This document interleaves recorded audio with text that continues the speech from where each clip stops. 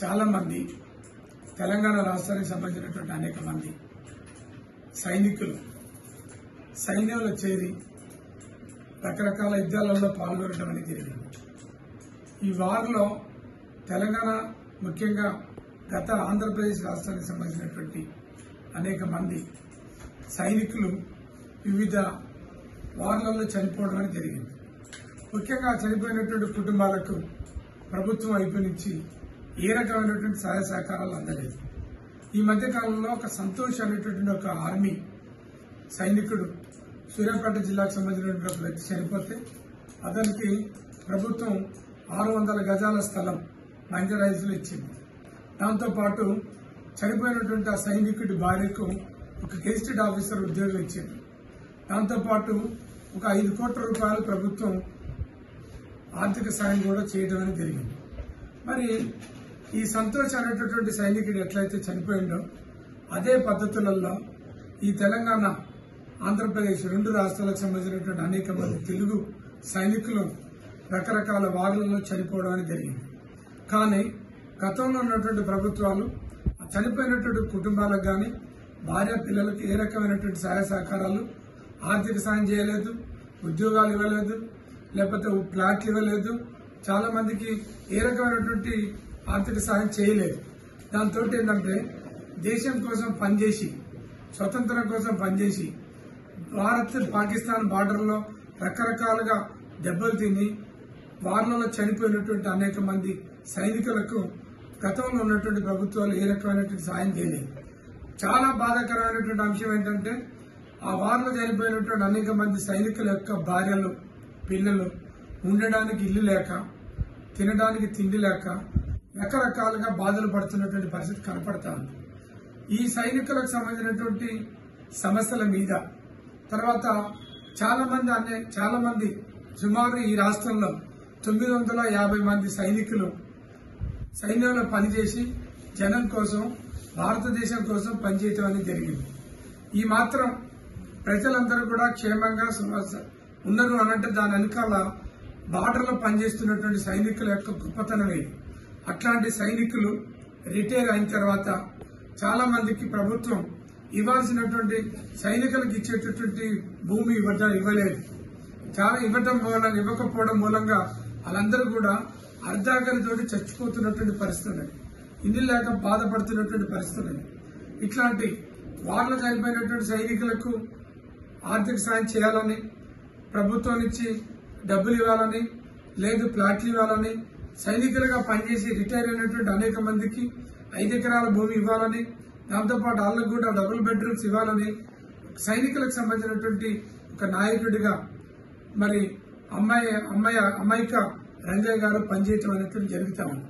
కానీ చాలా మంది చనిపోయినటువంటి సైనికుల యొక్క భార్యలు కూడా చనిపోవడం, వీటన్నిటితోటి ఏ రకంగా కూడా కావలసినటువంటి సహాయ సహకారాలు దొరకడం లేదు, సపోర్ట్ లేదు. దాంతో ఏంటంటే కోర్టులో వీళ్ళందరికీ చనిపోయినటువంటి సైనికులకి భూములు రానటువంటి భూములు ఇప్పియాలని, డబుల్ బెడ్రూమ్స్ ఇప్పియాలని, అందరికీ ప్లాట్లు ఇప్పియాలని, వారిలో పాల్గొని వారిలో చనిపోయినటువంటి సైనికులకి వారి విడాలకు కూడా ఆర్థిక సాయం చేయాలని రంగయ్య గారు ఒక తీవ్రమైనటువంటి ప్రయత్నం చేస్తారు. వాస్తవంగా చాలా మంది సైనికుల దగ్గర వాళ్ళ భార్య పిల్లల దగ్గర డబ్బులు లేవు, ఆ సంఘం నాయకుడిగా ఉన్నటువంటి సంఘంలో డబ్బులు లేవు. అయినా మీ సైనికులకు సంబంధించినటువంటి కుటుంబాల పరిస్థితి అంతా కూడా రంగయ్య గారు నాకు ఎక్స్ప్లెయిన్ చేయటం అనేది జరిగింది.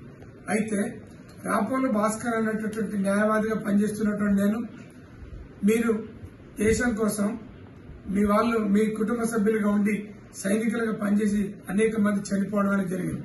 వాళ్ళందరికీ ఒక న్యాయవాదిగా ఏ రకమైనటువంటి ఫీజు లేకుండా, ఖర్చు లేకుండా నా ప్యాకెట్ నుండి డబ్బులు పెట్టి హైదరాబాద్ హైకోర్టులో, గౌరవ హైకోర్టులో కేసులు వేసి మీ అందరికీ డబుల్ బెడ్రూమ్లు ఇప్పించే పని కానీ, ఫ్లాట్లు ఇప్పించే పని, ల్యాండ్స్ ఒక్కొక్కరికి సైనికులుగా ఉండి రిటైర్ అయి డబ్బులు రానటువంటి వాళ్ళకి డబ్బులు ఇప్పించే ప్రయత్నం, తర్వాత 5 ఎకరాల భూమి ఇప్పించేటువంటి ప్రయత్నం, ఇదంతా చేయాలి.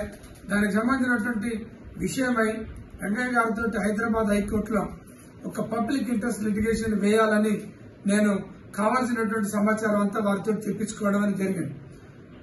చాలా మంది పేదలు ఉన్నారు, తినడానికి తిండి లేని వాళ్ళు ఉన్నారు, ఇబ్బంది తినడానికి ఇల్లు లేని వాళ్ళు ఉన్నారు.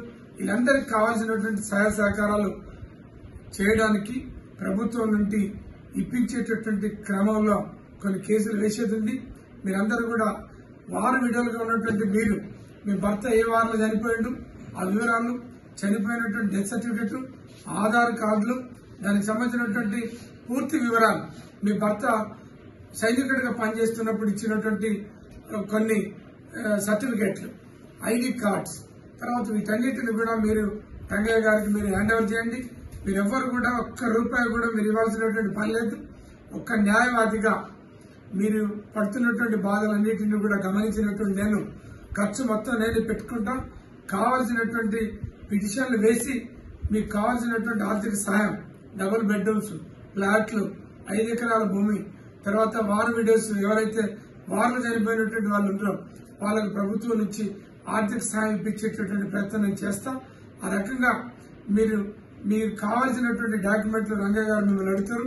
ఆ డాక్యుమెంట్లు అన్ని కూడా ఏ ఇబ్బంది పడకుండా సంబంధిత సర్టిఫికెట్ అన్ని కూడా మీరు రంగయ్య గారికి ఇవ్వాలని, మీకు కావాల్సిన మీకు అండగా మేము ఉంటామని, కావాల్సినటువంటి పనులు చేస్తామని, ఆర్థిక సహాయం, ఇండ్లు, డబుల్ బెడ్రూమ్స్ మేము ఇప్పిస్తామని చెప్పేసి చనిపోయినటువంటి సైనికుల యొక్క కుటుంబాలందరికీ కూడా విజ్ఞప్తి చేస్తున్నాం.